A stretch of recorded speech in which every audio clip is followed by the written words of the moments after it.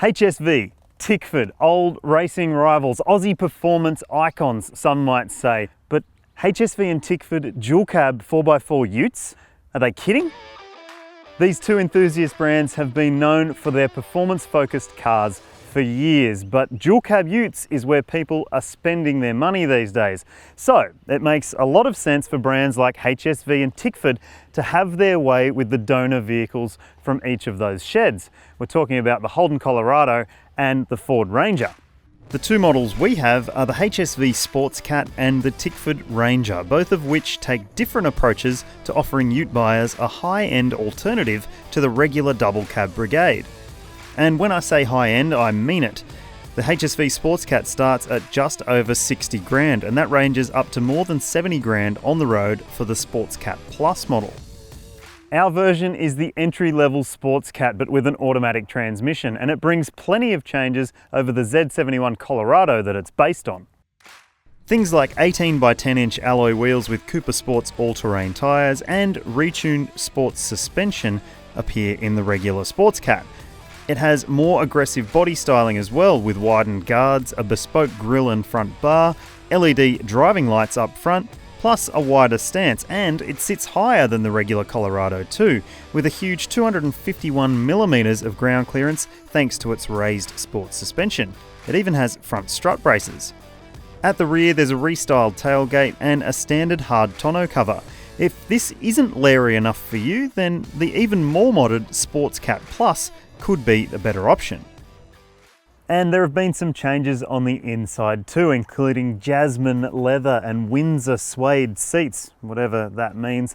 Plus you get padded sections across the dashboard and on the door cards. And get this, you even get a HSV badge on the steering wheel. Gosh, that's an ugly steering wheel. You can read all the details about what's changed and what hasn't in the review. The Tickford is no budget offering either, but the brand takes a very different approach with its mods for the Ford Ranger, offering a bunch of different optional packs, and there are plenty of them fitted to our car. The Tickford model we have is equipped with the popular Adventure package, and the donor car is the XLT dual cab. The pack includes a revised grille, widened arches, big 20-inch wheels, a power upgrade, sports exhaust and side pipes, which is pretty neat. There's also a sports bar, a soft tonneau cover, and some Tickford badges and a build plate number as well. Ours also sports a lift kit, and that's not just to look extra menacing. It consists of Bilstein dampers, king springs, a centre bearing spacer, and a greasable rear bush kit.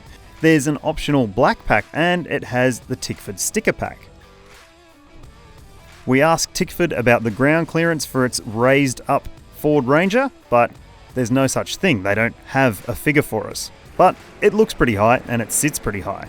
The interior of the Tickford we've got has seen a few changes, including retrimmed full leather seats with extra padding and custom stitching. Plus there's a re-stitched steering wheel with a straight ahead marker, so you know where you are when you're on the racetrack. That's important, I guess. There is no Tickford badge on the steering wheel. It's just a regular old Ford badge, which is a shame because there's Tickford badges pretty much everywhere else on this car. Like the HSV, there are limited changes elsewhere in the cabin. And the big question is whether it's worth spending about 5 grand more over the regular Ranger to get this leather. They both look tough, but only the Tickford has seen extra punch where it counts. HSV chose not to do anything to the 2.8 litre 4-cylinder turbo diesel of the Colorado, so no extra power and no extra torque. But Tickford has more than tickled the 3.2 litre 5-cylinder turbo diesel under the bonnet of the Ranger. There's a big jump in power and torque. That's down to a bunch of different things, including a bigger intercooler, hard intercooler piping, a catback exhaust, an engine retune, and a bigger high-flow air filter. So what's the difference between them in terms of the way they drive? Surely the Tickford is going to offer more punch. Yes, it does. The engine tune that Tickford has done to this thing makes it a bit of a weapon straight off the line. And yeah, it's still noisy, but every 5-cylinder Ranger is. The sad thing is though, even though it's got the exhaust system, you can't really notice any difference to the sound it makes. The 6-speed automatic still offers crisp and clever shifts, and in most situations, this just feels quicker and a bit more fun to drive. Part of that comes down to the steering.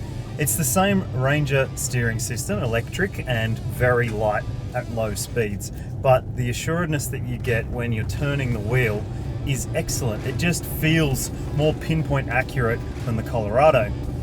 It's got a big turning circle as well, both of them do, but that's what you get when you get massive wheels added to your dual cab ute. And because it's got a lift kit, you do feel like you're sitting up quite high.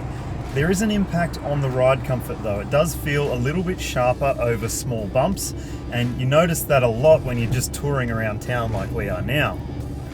And there's been an effect in terms of driver behaviour off-road as well. Yes, those big 20-inch wheels and chunky tyres have an impact there as well. But we were never going to take these two too far off-road. They're not for the hardcore enthusiast, they're more for posers. So that's the Tickford. What about the HSV? Straight off the bat, this would have been such a good truck if HSV had stayed true to its roots and chucked a chunky V8 under the bonnet. There may be a more powerful version later on, but at the time we're filming this, HSV says no solution has been found to offer a power upgrade. It's a bit of a shame really. Still, they reckon the Colorado is better on-road and off, and it still has the torquiest 4-cylinder turbo diesel on the market. And it's a good engine, mostly, but not so much when you compare it to the powered up version in the Tickford. There's turbo lag and it's pretty noisy as well, but so's the Ford. Still, with 500 Newton meters on tap, there's no disappointment when it comes to putting your foot down. It does have enough pulling power for pretty much anyone's needs. The 6-speed automatic does a really good job. There's not too much fuss between gears and it's pretty snappy with its shifts.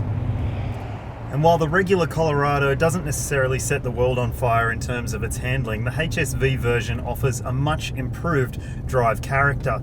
The MTV dampers help settle the car a lot more. It feels flatter through corners as well, and the extra grip of those bigger tyres definitely is noticeable.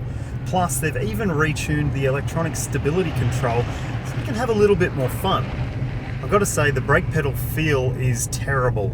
It's quite wooden, you can't really tell what's happening under your foot, which isn't as good as what you find in the Tickford. And what about off-road? Well, we're not heading to Big Red today, but the assuredness of the extra tread definitely makes it feel pretty well sorted. We aren't planning to tow anything with these utes on this test, but if you've got a speedboat, and chances are you will if you're looking at buying one of these, then you'll be happy to know that both retain the standard 3.5 tonne brake towing capacity. So, which one is our winner? Well, just like in the regular ute class, the Colorado can't quite match it with the Ranger. The HSV SportsCat is a pretty good first effort from the brand, but we reckon spending a little bit more on the SportsCat Plus could be a worthwhile investment. When it comes to the Ranger, well, it's a fairly good effort as well. It's more powerful and better to drive around town. It isn't quite as good off-road, but the beauty is you can choose the options that you want rather than having to go all in. So, it's our winner.